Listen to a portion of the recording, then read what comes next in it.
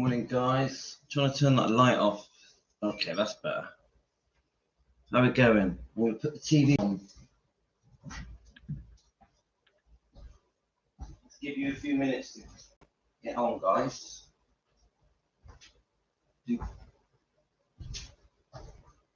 I'm trying to do a quick live before the kids wake up.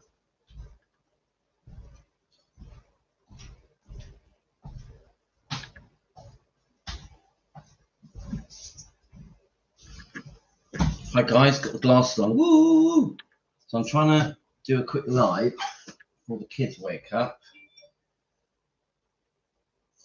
Let's see what happens. I got myself a cup of tea. Morning. Now, let's get a bit of Elvis on. Can you see the TV there? Let's have a look. Just there. There we go. Now I'm going to read the Desiree book, but I want to do the morning. Gio, how are you? I just want to put some Elvis on in the background. If this remote's going to let me work.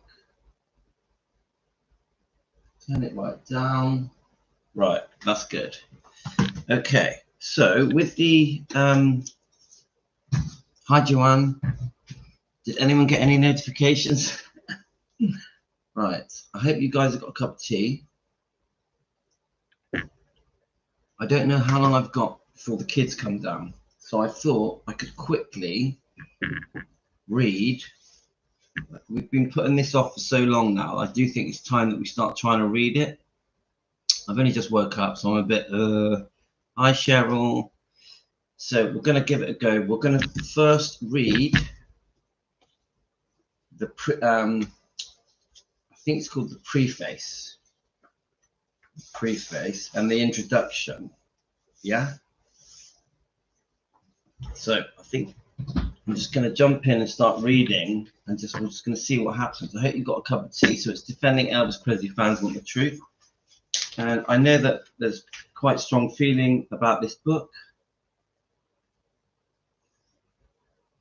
but I think I'm not just going to completely ignore it. I think we should read it. We have done some episodes on this book.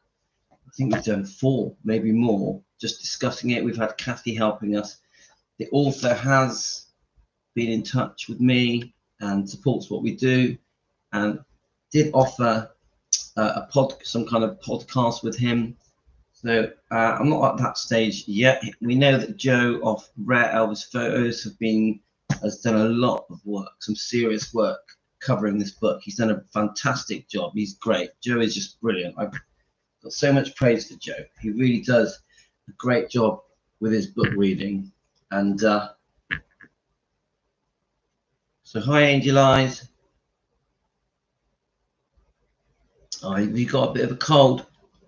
That's it. Get yourself a coffee. That's it. You must have coffee. Even me, I'm up earlier than normal. I'm trying to do an early morning live stream. I'm still a bit all puffy. But I've been up for an hour. I couldn't sleep. So I just thought I'm going to come down and start reading this book. Are You Lonesome Tonight? I think it was. Let's have a look. So, about the authors. Lucy DeBarbin lives in Texas and holds a teacher's certification of Christian theology. She currently works for a clothing designer. A mother of 6, Lucy was selected to appear in A Notable Woman of Texas in 1983. And then the author, Desiree was formerly an editor with the Rodale Press and reporter for the Miami News, and he lives in Miami. So obviously this was written a long time ago. Yeah. I don't actually know the year it was written, to be honest with you, but it was in the 80s at some point. Hi Josie. So let's just hope a few more join us. Right, the preface. Let's do the preface. It was an intriguing trip, certainly worth investigating. An unknown daughter of Elvis Presley would be a marketable story if there was any substance to it. A stylish presentation could lure a major magazine. If it was the more typical one night stand love child, a shot of rocket fuel in the prose would make the tabloid editors frenzied. I pursued, she spooked. My contacts in Los Angeles informed me that the thought of an interview mortified her. I greeted her fear with mixed emotion. Not getting the story was disappointing. The fact that she didn't want it told made it more plausible. I went on to other assignments, keeping this one in the back of my mind. 6 months later, I received a call at my home in Miami. It was Desiree. She was tentative, extremely cautious. She spoke in soft, refined voice. She said that she might be interested in talking, but not then. She would contact me again, and that I was fascinated. She called a few more times over the next 6 months. She asked all the questions. What kind of story did I have in mind? In what publication would it appear? I tried to answer the best I could. I had no idea what the story was. Whenever I probed for details, she retreated. She called again and told me that she would be laying over in Miami the following week, returning for a trip to South America, and could I meet her at customs? She described herself as tall and slender with long black hair. She added that she would be wearing unusual sunglasses with alternate white and black frames. You can't miss me, she said. I look like my father. The plane was an hour late. I must have studied over thousands of faces streaming out the Miami customs gate. 99% of the travelers had black hair. Nothing clicked. I figured I'd missed her. Then she appeared. There was no doubt her description was accurate. Tall, nearly 6 foot, in her heels, lean, long black hair, but she left out an important objective. Beautiful, her coloring blended with the Latins swarming around her, but her features stood out. Her cheekbones were high and prominent.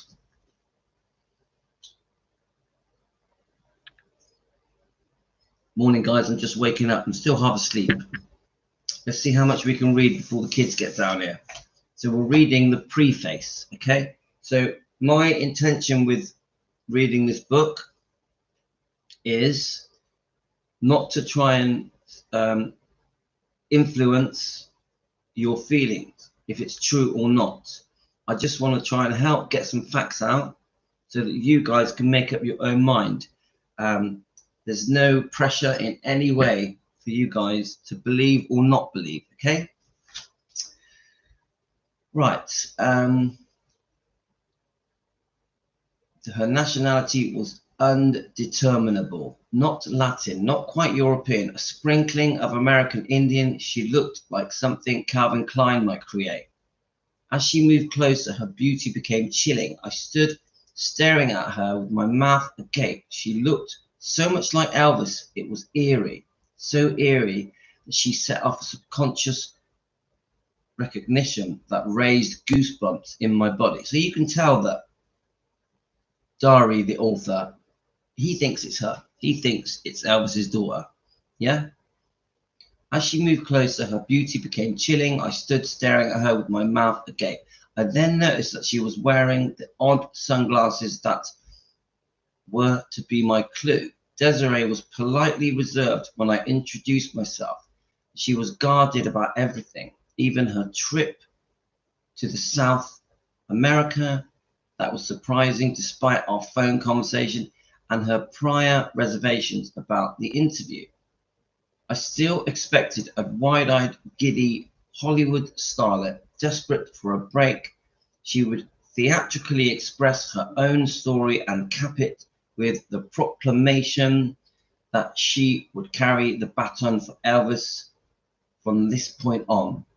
She wasn't anything like that. By the point in my journalistic career, I had interviewed more than 2,000 people with well-attuned reporters' tenure. I picked up her emotions, her tense, afraid, unsure, wary. One wrong question and she would flee.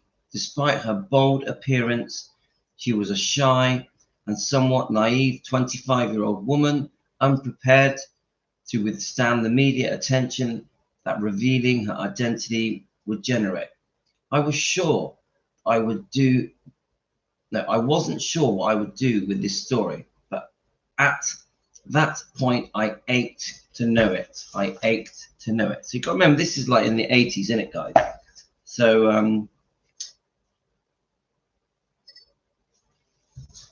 I can imagine, just put some more hot water into tea. I can imagine how interesting this was.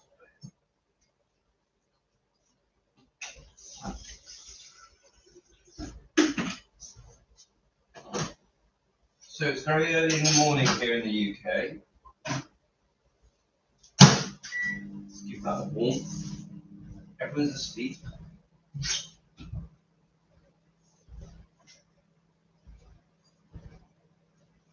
warm it up a minute.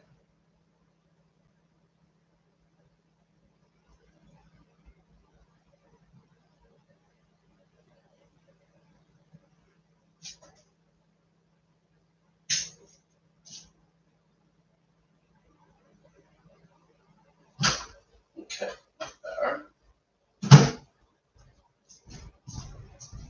Shut this light off. It's a bit too bright in here.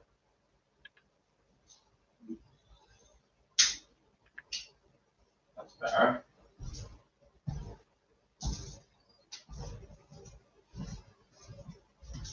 You gotta have a cup of tea, guys, in the morning. So the whole house is asleep at the moment. So I wonder how long I've got before they come down. What day is it there? It is Sunday. Darlene, how are you, darling? Make sure you blend it in, Angel Eyes.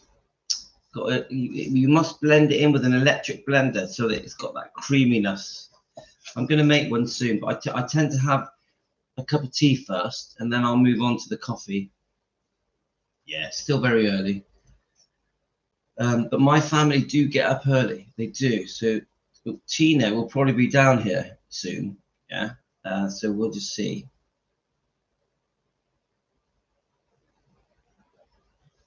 We small talked about other things and then had a glass of wine. I got her to laugh. After an hour, she loosened up. Okay, ask your question.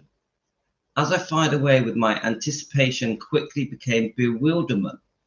I had a suitcase full of questions, but she didn't have any answers. The first 10 questions mostly concerned her mother. Her mother's relationship with Elvis were met with a shrug or an I don't know. She didn't know how or where her mother had met Elvis.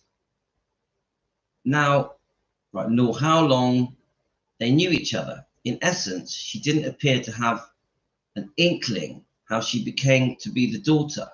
She just knew that she was. A less experienced interviewer might have accused her of being a fraud. In the course of my career, I frequently had the pleasure of going one-on-one with some of the best liars in the world, the standard liars on the regular newspaper beat, the politicians, the pitchmen, and rank amateurs compared to the con men and the women who hustle extraterrestrial and parapsychological circles. These characters are classics. Strap them up, lie detectors, and they pass with flying colors. Giving them the US Army stress analysis test confirms that they just quizzed in from Pluto. God, that was a mouthful. Didn't understand a word of that. Let's keep going, guys.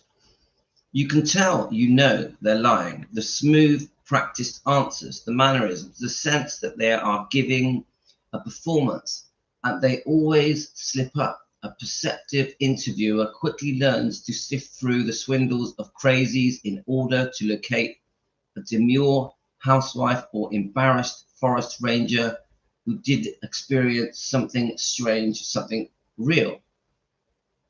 Desiree exhibited none of the affections of dishonesty. What confirmed her credibility for me was her glaring lack of knowledge about Elvis. A fraud would have studied every detail of his life and weaved into her story.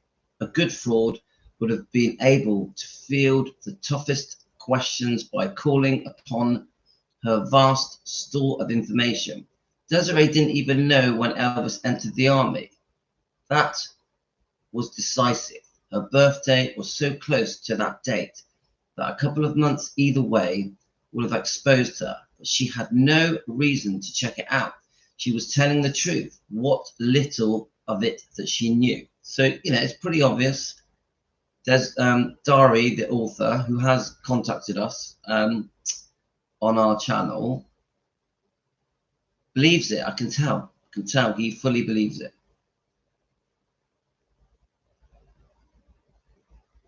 When it became apparent that the interview was going nowhere, Desiree merely laughed and said, "You're just going to have to talk to my mother. She has all the answers." I certainly did want to meet her mother. Another 3 months passed before it was arranged. What I didn't know was I had been the focus of a year-long tug-of-war between Desiree and her mother. The mother, Lucy, wanted no part of any story. Desiree was unrelenting. She had to be. It was the key to her own quest. Lucy finally agreed to meet me in Dallas at the Marriott Ballroom. I was introduced to a petite, attractive woman with black hair, sparkling green eyes, and a bright but uneasy smile.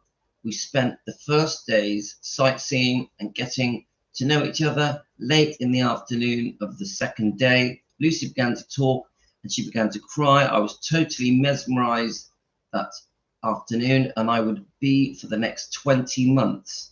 Lucy's story is both tragic and inspirational, and one that transcends the simple element of love. A secret child and the fame of Elvis Presley, she fell in love with a boy, not an image. She loved a man, not a superstar. Their relationship never peaked, in turn, never cooled. It was a dream love, frozen forever at 16, an exhilarating first date that lasted 24 years. Interesting, guys.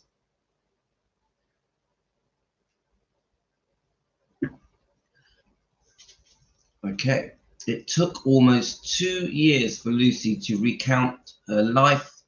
The details had been sealed inside so long that she had to share them out piece by piece. Each session would leave her physically and emotionally devastated. I had interviewed people whose children were killed, wives who lost their husbands, rape victims, individuals who had experienced every kind of grief imaginable. But I had never witnessed anyone wrenching out their soul as Lucy did. Okay. Like Desiree, Lucy was convincing that she had a tremendous amount of intimate knowledge about Elvis, but all of it came firsthand. Anything outside her relationship with him was known, even things, casual things, like that the fans knew. She too didn't know the exact date that he entered the army. She didn't know her blood type, Elvis's, or her daughter's, factors that are vital. Sometimes a passage in one of many error-prone books detailing Elvis's life conflicted with her account. I'd insist that a meeting or event couldn't have happened as she said. She would gently inform me that she didn't know what the book said. All she knew was that it occurred the way she described. I dig further questions Elvis' associates and uncover the facts, or discover the mistakes and realize that she had been right all along. She was never wrong about anything. Lucy not only told the undeniable truths about having known and loved and been loved by Elvis, she was unfailingly accurate about every aspect of their relationship from 1953, August the 16th, to 1977, at the day he died. So basically, from the moment she met him till the day he died. Lucy not only told the undeniable truth about having known Elvis, she was also unbending. She emphatically refused to allow even the slightest deviation. Lucy wanted it recorded as it was, not scrubbed and glossed over to protect him or her. She asked all the questions you would have asked him. The drugs, the self-destruction, the women, why he clung to Conaton Parker, why he surrounded himself with a gang of adolescents in sideburns, why he married, then ignored Priscilla. His answers weren't profound. Elvis favored denial and avoidance over introspection. But through Lucy, a woman he trusted, who loved him prior to his fame and with whom he shared his most intimate feelings, we are given a renewed insight into the man. Lucy paints a portrait of Elvis that even his closest associates may not recognize. Duh, duh, duh.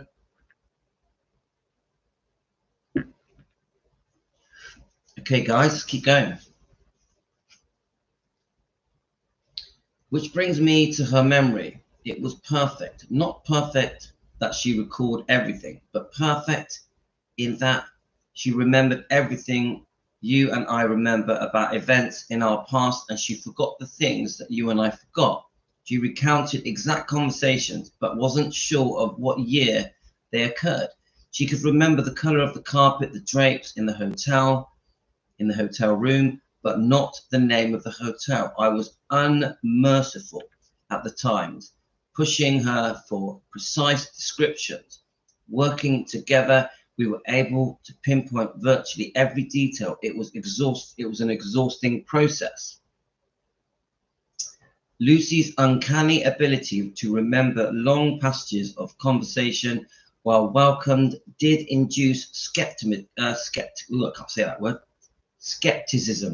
I consulted Jeanette Dreyfus Dietrich, a professor of clinical psychiatry at the University of Miami School of Medicine, a director of the oh God, it's too early to say all this.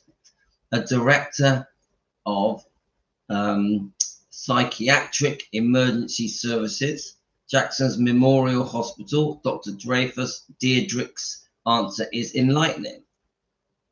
If a woman is given only a limited amount of time to spend with a man she loves, she endures the separation by constantly recalling and reliving every moment down to the finest detail. In Lucy's case, it goes even beyond that.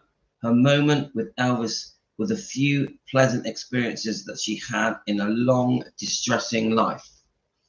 She desperately had to hang on to them for sheer survival. The clarity and extent of her memory not only doesn't surprise me, I would expect it.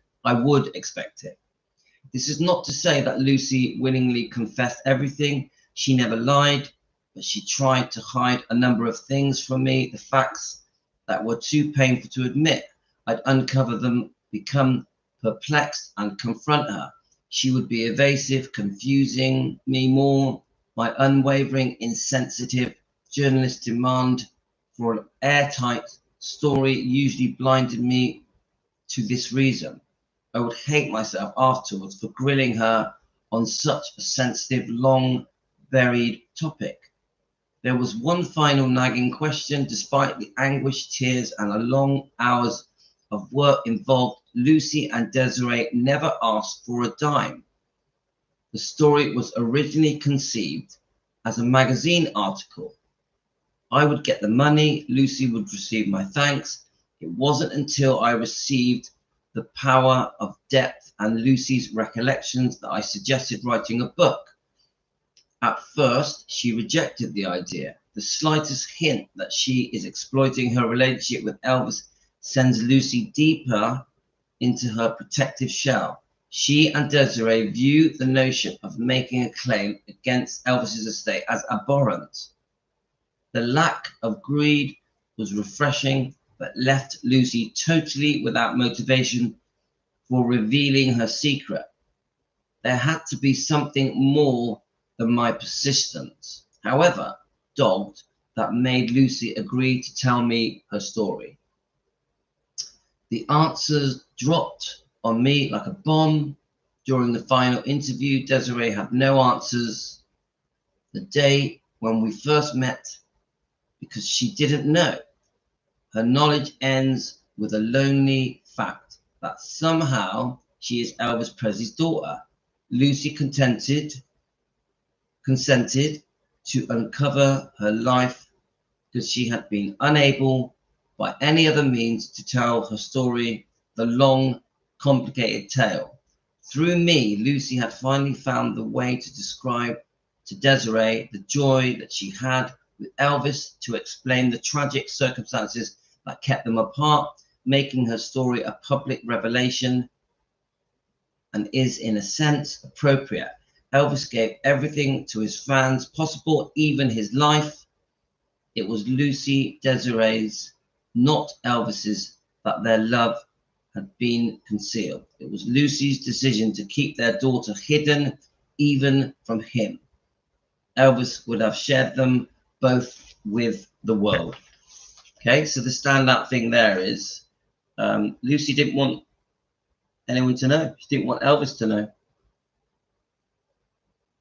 Now, it's pretty obvious Desiree completely believes this story, which doesn't surprise me because he's the author. So, of course, you give me your views, guys. So there's an acknowledgement here. Let's have a look. Let's have a look. Do I read it? I'll start reading it. I'm not sure if we have to read all of this acknowledgement. I'll start reading it. So I know of no place either in advanced college courses, at newspapers and magazines, where journalists are taught or even made aware of the possibility of psychological damage caused by digging into someone's troubled life to withdraw an emotional story. To the contrary, we're taught to overcome our natural instincts, not to interfere with someone's private moment of tragedy and plunge forward to get anguished. Quotes that will help sell tomorrow's papers. Faced with this insight into my own insensitivities, I knew I needed help to delve into Lucy's book, into her dark past, without leaving her mentally spent. No book would have been worth a price. I was fortunate to interest an outstanding psychiatrist in Lucy's story. Her assistance in helping me understand Lucy was invaluable. In the process, she also helped me to understand the motivations behind often quizzical actions of the main characters. I offer my special thanks to Jeanette Dreyfus Diedrich, MD, Assistant Professor of Clinical Psychiatry, University of Miami School of Medicine, Medical Director and Psychiatrist. I can't even read all that. Let's have a look. In addition, invaluable editorial assistance was provided by Fran Asalone Matera. Dr. Matera was able to share in the deep friendship that developed between Lucy and Desiree. On the other end, Lucy and Desiree have their own special advisors who encouraged them to go forward with the book and provided comfort and assurance when they were fearful of the MD senior surgeon at Brotman Medical Center. Right. Although the book is basically one woman's story, it did entail a significant amount of additional research. Most of those I interviewed were not apprised of the full extent of this story.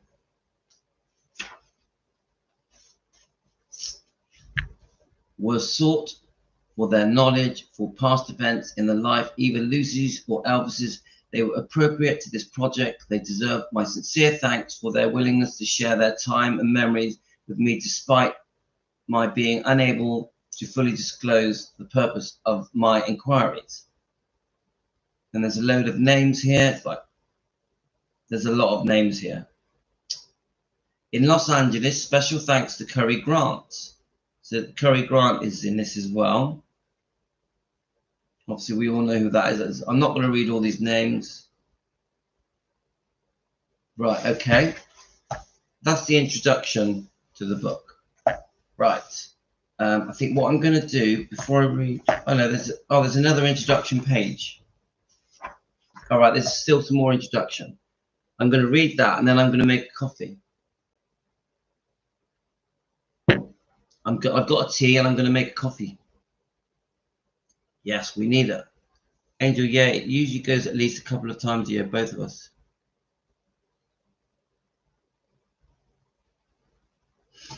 Yeah, no, Angel, I can see your messages. Yeah, I wish I could have foreseen, so this is the introduction, okay? I wish I could have foreseen the horrible end to Elvis's life. Maybe I could have helped him hang out a little longer. Then again, maybe I was part of the reason that he did things that led to his death. I don't know.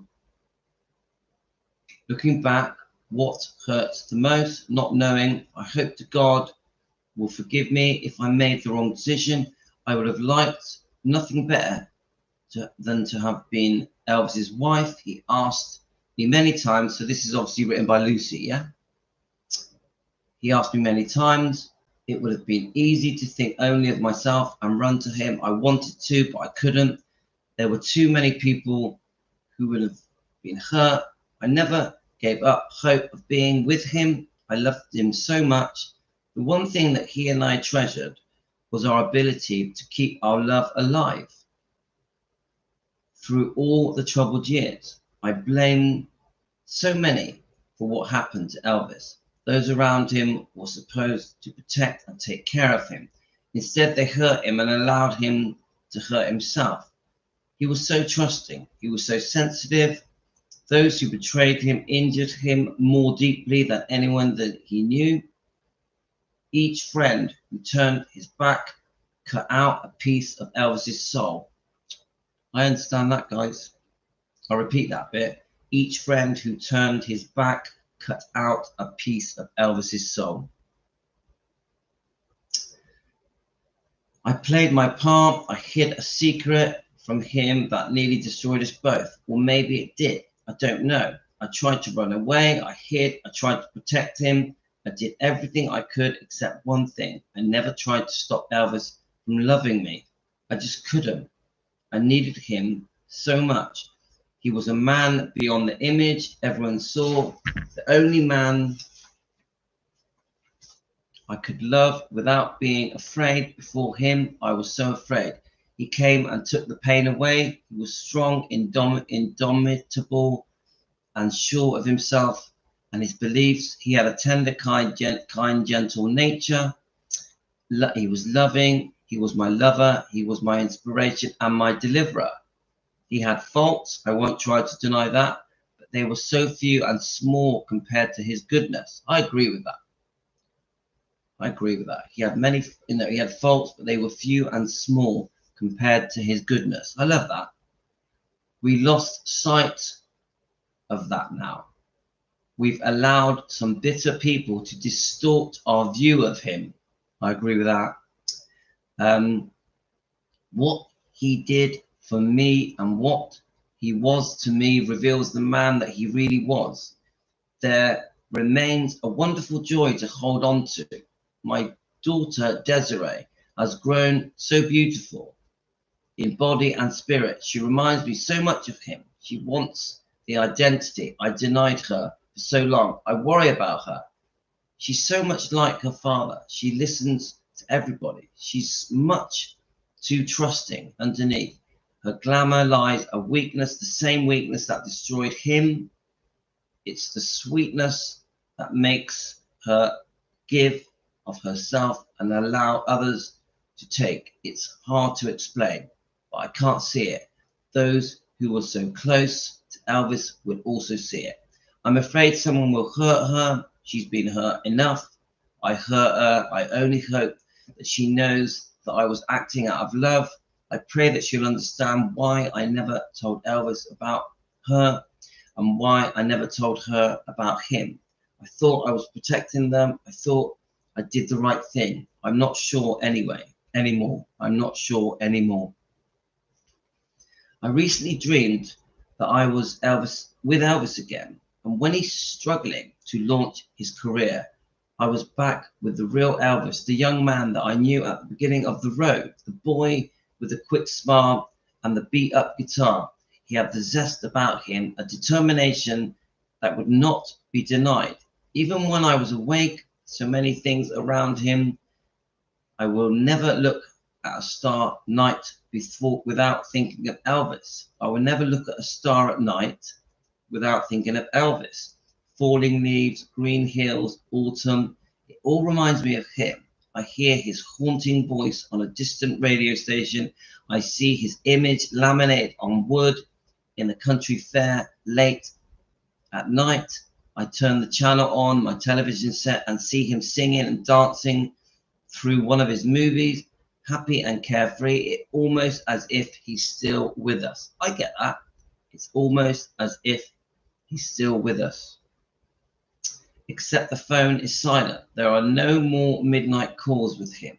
Sky high over his latest success, ranting about whatever upset him or wallowing in despair over minor defeats that he took much too hard. His image remains, but Elvis is gone. I realize I will be judged for my actions. I know people will look to see what part I played in his decline. Please try to understand that I did what I thought was best, not for me, but for him. I always put Elvis first. I need everyone to understand that, especially his fans, all you who didn't know Elvis but loved him as if you did. I was among the fans at Gracelands when he died. I too was on the outside. I saw the pain in your faces and tears streaming down your cheeks. You really cared. You cried with me. It gave me comfort. Recalling my past hasn't been easy. Some of it is ugly. I held it inside so long. I banished it from my memory so I could heal. I pretended that the nightmarish images had slipped away. They fade. They never go away. The memories of Elvis help, but now even they bring pain. My love is as intense as it was in 1953 when Elvis and I met. I thought that too would fade, but it hasn't. My grief remains in deep as it is in 1977. When suddenly he was gone, the tears come less frequently now, but they've never stopped. Even though I'm aware that I'll be judged, I'll have to tell the truth, all of it. An altered account would deceive not only the public, but my daughter as well. I can't do that. The only reason I've agreed to open up is to give my daughter a sense of herself and her father and what we had, and to explain to her why I did the things that I did. My daughter must know exactly how it was, the good times and the bad times, the passage of anger, his few faults, my many faults. Desiree, my darling, I owe you this story and I give it to you out of love. I kept it from you as far too long. I've made you frustrated and angry, and I understand it's a strange way. I respect you for that build. Right, say it again. I respect you for that. Build strength around your anger. You're going to need it. Okay, so this is the introduction. In case you just joined us, Are You Lonesome Tonight? And the author, Desiree Matera, who has messaged me a few times. He's a very interesting character. He's been on Joe's show a lot. Joe at Rare Elvis Photos. He was on the other night, and Joe interviewed him. It was very interesting. He's a very smart guy, very smart. That's one thing you can tell about Desiree. He's very smart. So I know, I know it's quite early in the morning. Many people are asleep. So good morning to all of you waking up later around the world. Good morning. Hope you had a good night's sleep. Most of you will watch this live stream later. So I wanted, I was up early. I thought I wanted to get going on this book. Now, I want you all to understand, guys, I'm not trying to sway you either way. I want you to make up your own minds if it's true or not. The more information we get out there, then we can discuss it, debate it. Now, I don't mind how you feel. Either way, believe it or not believe it, obviously your discretion. You can ask each other questions here if you want. So what I thought I would do, I'm going to make myself a coffee. Let's just see if the kids come down. If the kids don't come down, I'm going to read chapter 1. They're with their mum, yeah? If they do come down, we'll come back for a part 2. So at the moment, what I wanted to do was play a bit of the Donahue interview just to get a feel for it, yeah? So let's see if it comes up. Let's see if I can find it. All right, here we go. Right, I'm going to put it on, and we'll just listen to this for a bit. Just. May I have you for my very own? I'll never forget the way he looked at me with eyes so gentle and loving. The time had come to offer myself freely to a man I loved, a man I had chosen. I answered him with the first passionate kiss I had ever given. My sudden forwardness frightened me for an instant. I backed away. Don't be afraid, Elvis whispered. I won't let anything bad happen to you. I won't never let anything bad happen to you. We lay down facing each other with our bodies together.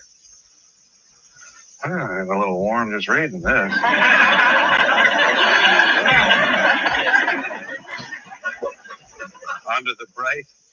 Under the bright stars of a cool Memphis night, we consummated our love. It was more than just making love. Elvis's body washed away all the shame and dirtiness I had known before.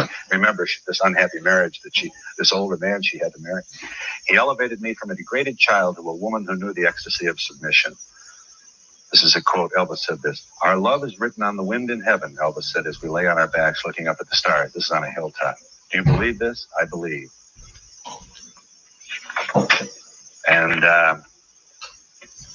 And then you pick up the paper, he's marrying Priscilla. It wasn't that way at all. Phil, Elvis and I fell in love. And there were so many things that transpired in our relationship. We had to make decisions. I could not just go to this man because I loved him. I had children.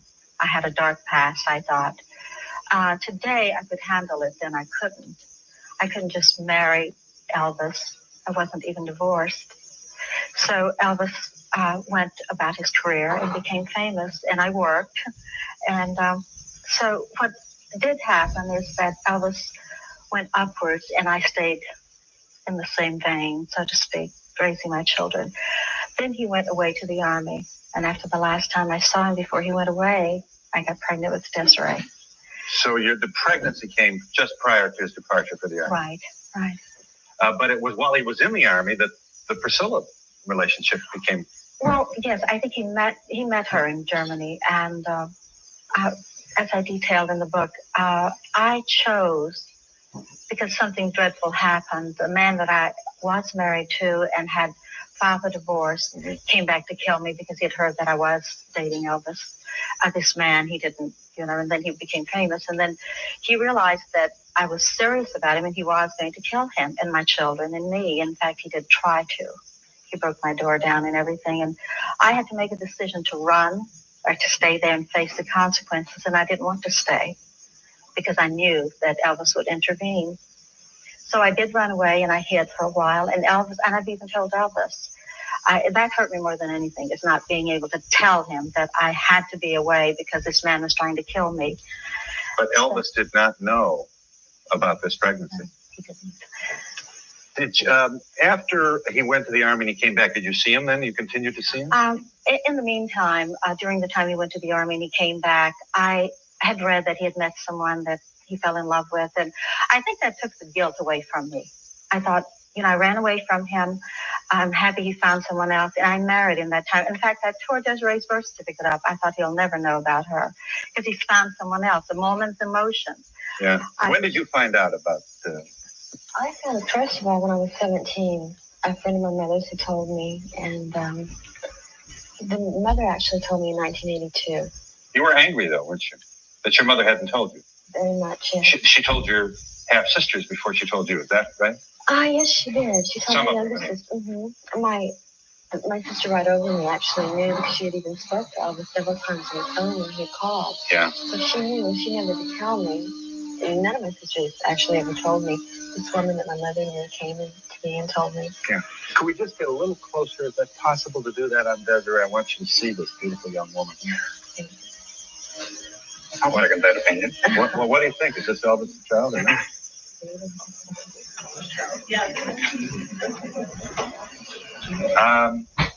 Are you suing? You don't want any part of No. the estate, or you don't think you're entitled to? My goodness, the billions here with. Of course I'm entitled to it, but I will never make a claim on it.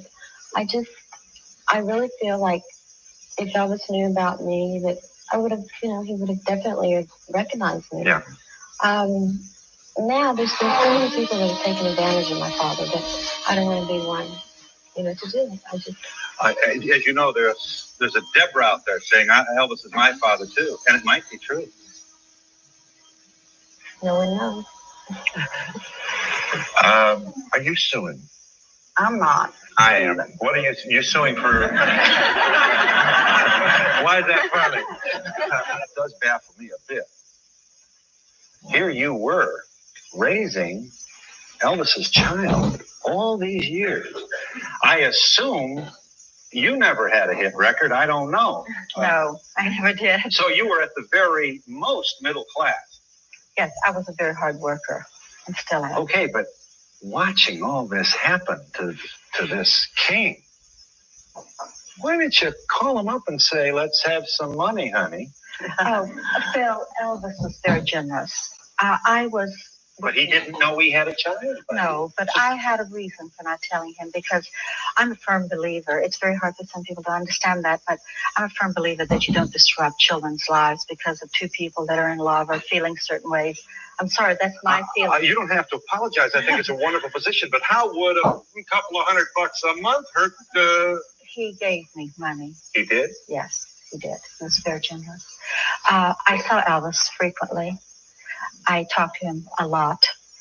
And whenever I did see him, he did give me money. He didn't do it because he thought he had to. I wouldn't accept it in my hand. There's just something about exchange of money. But he would put it in an envelope, and when I'd see him, it would be in my purse. Mm-hmm. He wanted to set up a trust fund for me. And I'm, I guess, too proud. I didn't want him to do that because I didn't want to be a kept woman. I loved him. Elvis died in 1977. He did. You met him when you were 16 years old. And so what year would that be, 50-something? 53. Yeah. So you saw him from 53 to what? To right before he died, yes. See, I was separated from Elvis for 10 years. When I ran away and I was pregnant with Desiree, I stayed in hiding and I read that he'd, met someone else. And I didn't see him. I thought, I'll make my own life. He's better off without me. And less guilt on my part because I had gone away without telling him. And then in 1967, I got a call from Elvis. And he had found out through someone at the market, which I'm a designer, that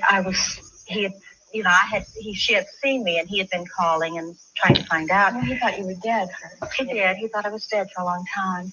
And so he asked me to please see him. He wanted to explain some things and he wanted to find out some things from me. And reluctantly, I did see him in Beverly Hills. I explained why I had to run away and why he got married, why I got married. You never told him you had a child? We came so close, but I didn't want to. I didn't want to because I knew. You said I have something to tell you that's going to make you feel good, and he said, "I hope it's true." Is that right? The last time I spoke to him, he said, "I hope what you want to tell me is." I hope what I'm thinking is true. What do you think he was thinking? Well, he knew her name was Desiree, and he only called me Desiree because, and we talked about children, you know, a long time ago, and I think he knew that I had a daughter by him. I do. Well, we're going to let this audience talk to you. Okay, guys, I'm going to come back. I just found that fascinating, really interesting. I'm going to come back for a part 2. Thanks, guys, for joining me. So we've done all of the introduction. We've done all of the preface. We're about to read the first chapter of this book. In case you're you know nothing about this book, it's supposedly a secret daughter, a granddaughter of Elvis. No, daughter, sorry, of Elvis. And I just find it fascinating. So we're going to come back. We're going to read the first chapter. Now, remember, my thing isn't to make you believe it or disbelieve it. We're just going to try and get the facts out there, and we're going to discuss it. So I'm going to come back in probably in about an hour, and we're going to read the first chapter and go from there. So I hope you've enjoyed it this morning. We've had a good little hour together. Good morning to all of you, and I'll speak to you all later. Take care, guys. I'll see you all probably in about an hour. Thanks, guys.